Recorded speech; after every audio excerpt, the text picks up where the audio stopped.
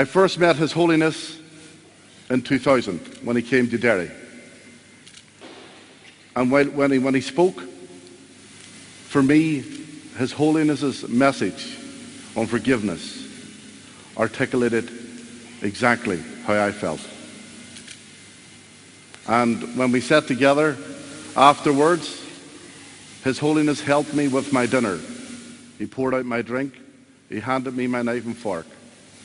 And I was totally humbled by this world leader who had so much humility and compassion.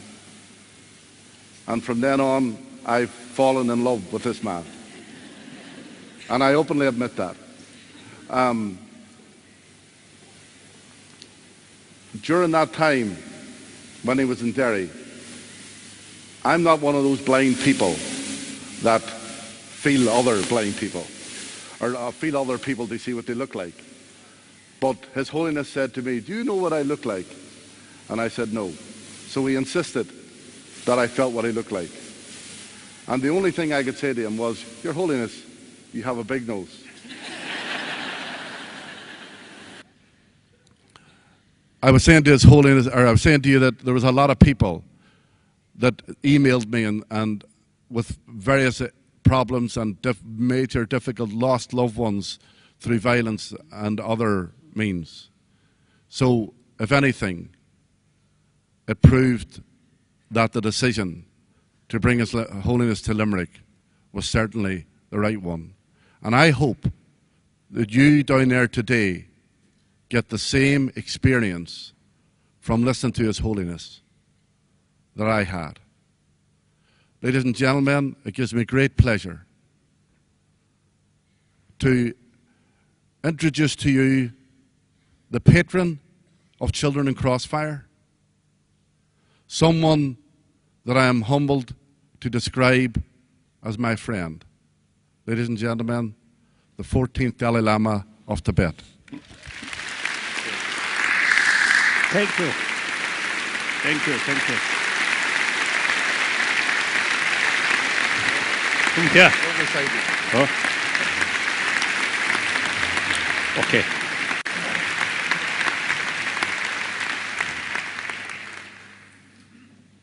I think as a sign of respect, I will stand. And also so I can see more faces.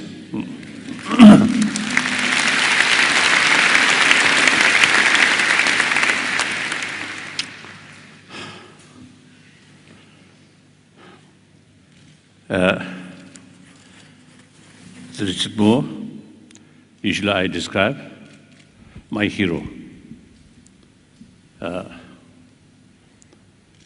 And I really admire his sort of the way of thinking. So, you, and then the leaders of the universities, and perhaps some professors. I think mayor, isn't it? You have this. So, and then basically, I usually describe brothers and sisters. We are same human being. And the fundamental level, we are same human being. Mentally, emotionally, physically, we are same. Physical level, little differences, the size of nose, as you mentioned, my nose, consider big nose. I don't think it's a big nose. I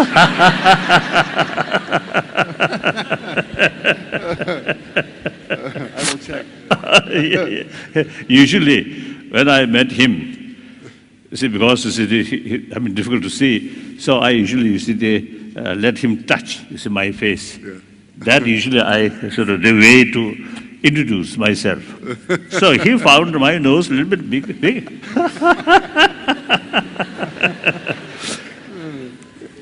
So that is very important. We must recognize each other as a human being. No differences. Then secondary level, yes, different faith, different color, different nationality. That's the secondary. I think today, I think a lot of problem which we are facing is, I think, mainly due to we too much emphasis importance of secondary level, forgetting fundamental level we are same human being. And then also today's reality,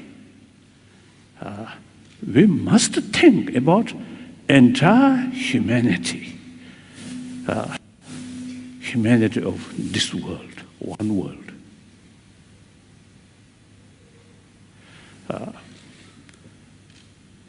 I think when we're facing some problems, if we carry dealing these problems with a sense we are same human being, my interest related with their interest related to my interest.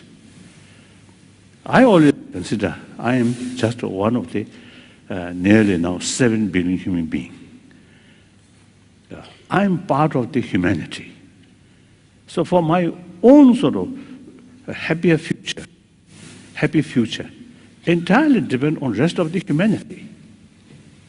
No matter one single person, powerful or very rich, still part of the humanity. If the humanity happy, peaceful, more compassionate, and everybody get the benefit. And then now modern economy, global economy, no national boundary, no religious boundary, and also ecology problem, no national boundary, no religious boundary. So that's the reality. So time comes, think for entire humanity, and we must talk on the level of human being.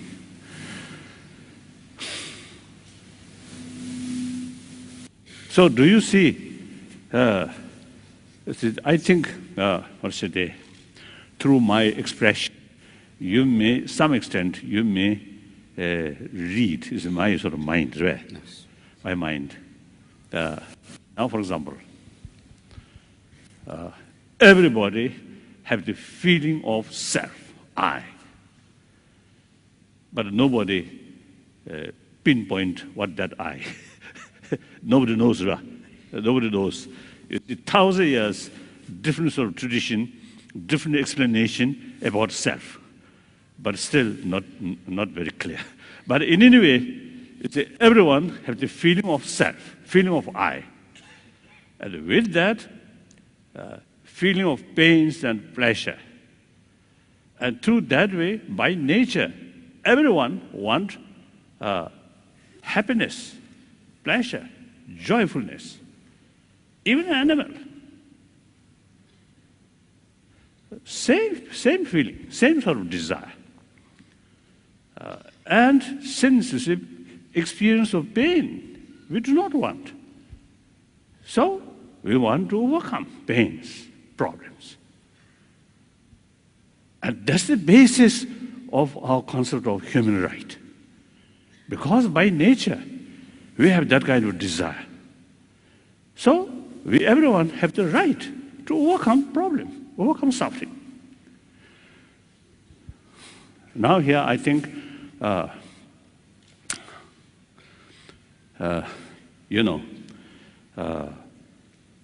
fundamental, because the human level, I usually, share with people the ultimate source of peace of mind,